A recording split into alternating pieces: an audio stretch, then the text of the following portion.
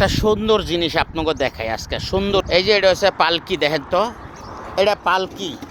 এই পালকি দিয়া বাংলাদেশে বউ নেয়, আর আমরা এই পালকি দিয়া আমাকে কাস্টমারের বরণ করে আমরা এই যে গাড়ির থেকে, এমন গাড়ির থেকে আমরা বরণ করে আমাকে হোটেলে স্বাগতম জানাই, যে আসেন, সুস্বাগতম আপনাদের জন্য। এই যে চার চাক্কা চলতে আছে, আর এরকম লয়ে আহে, এই গাড়ি দিয়ে এরাও আহে।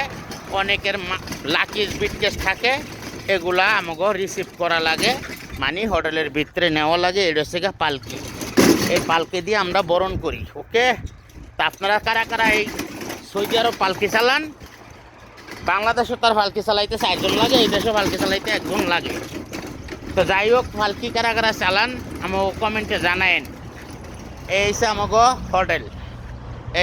হোটেল, বুঝছেন?